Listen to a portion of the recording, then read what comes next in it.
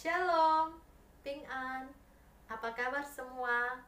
Berharap semua masih dalam keadaan yang sehat dan tetap bersemangat.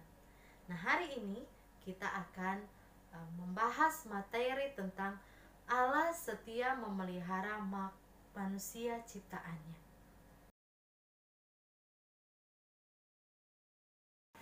Dunia telah berubah, namun Allah tetap mengasihi manusia.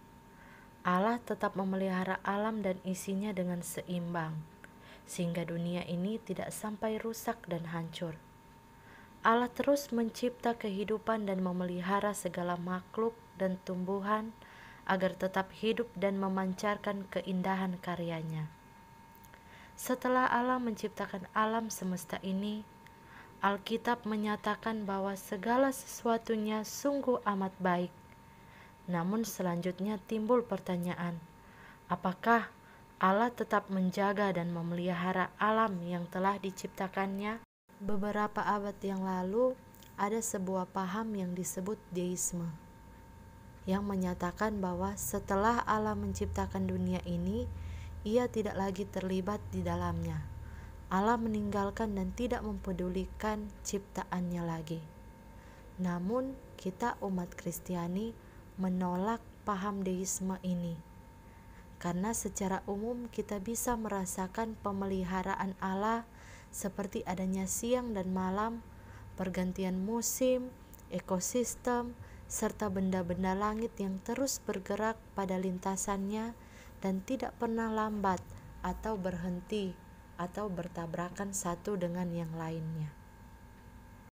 Adapun bukti-bukti pemeliharaan Allah pada manusia pertama. Yang pertama, Allah menciptakan alam semesta dan segala isinya. Kemudian baru menciptakan manusia. Allah terlebih dulu menyediakan segala sesuatu yang dibutuhkan manusia. Allah menciptakan dan mengatur segala sesuatu untuk manusia sebelum manusia diciptakan. Yang kedua, Allah menempatkan manusia di Taman Eden, suatu tempat terbaik yang disediakan Allah bagi manusia. Kejadian 2 ayat 8-14. Tempat juga sudah diatur dengan baik. Apa jadinya jika Allah menciptakan manusia sebelum Ia memisahkan air dengan daratan? Yang ketiga, Allah sudah menyediakan makanan terlebih dulu, yaitu tumbuh-tumbuhan berbiji dan buah-buahan. Kejadian 1 ayat 29. Dan bukti yang keempat, Allah memberikan berbagai kemampuan dan talenta supaya manusia dapat mengelola dan mengusahakan alam semesta. Kejadian 1 ayat 26-31 dan Kejadian 2 ayat 15-20.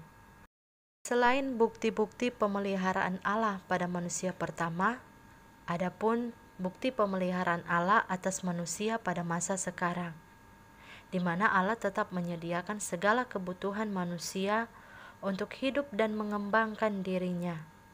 Dan wujud pemeliharaan Allah atas manusia ini dinyatakan dalam berbagai bentuk. Yang pertama, kebutuhan materi atau kebutuhan fisik, di mana Allah memberikan tubuh manusia dengan fungsinya yang lengkap dan tersusun dengan sempurna, sehingga manusia dapat bertumbuh dan memakai seluruh potensi yang ada pada dirinya secara maksimal untuk Tuhan.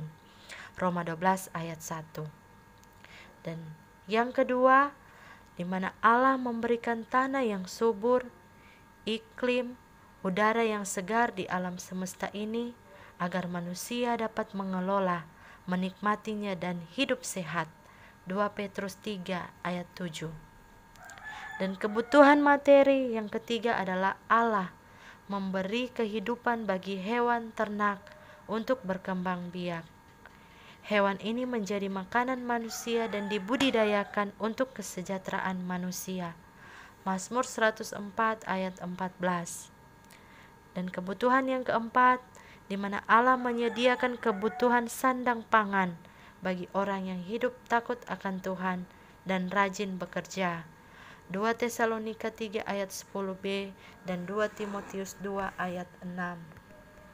Dan kebutuhan yang kedua yaitu kebutuhan rohani, di mana Allah memberikan janji firman-Nya yang pasti digenapi.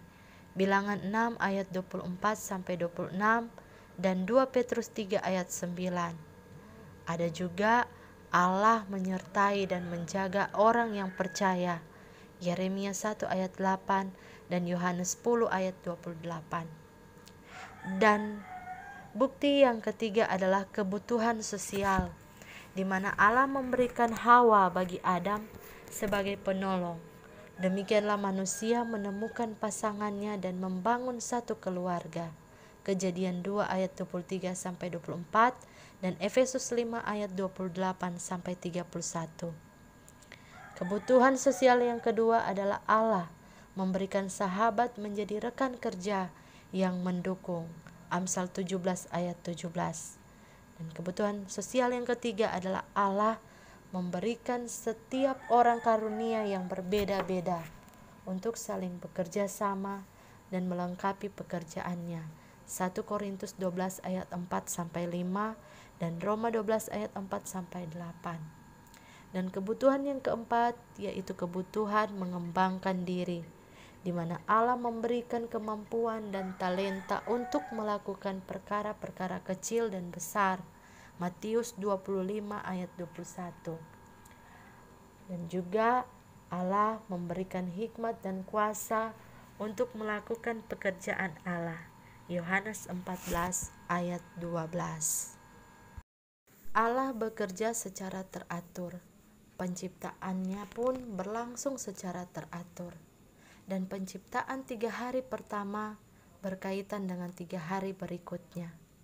Perhatikanlah kaitan antara apa yang diciptakan pada hari pertama dengan hari yang keempat, dan hari yang kedua dengan hari yang kelima, serta hari ketiga dengan hari keenam. Nah, kisah penciptaan yang berpuncak kepada penciptaan manusia sebagai ciptaan termulia ini menunjukkan bahwa Allah bekerja secara teratur dan Allah tidak bekerja secara sembarangan, serta menunjukkan bahwa Allah peduli kepada manusia. Apa pelajaran yang kita dapat dari materi tentang Allah setia memelihara manusia ciptaannya? Kita patut bersyukur untuk segala pemeliharaan Tuhan di dalam kehidupan kita selama ini. Dan ingat, janganlah hendaknya kita khawatir akan kehidupan kita, karena Tuhan akan mencukupkan segala kebutuhan kita, dan Tuhan pun akan memelihara kehidupan kita.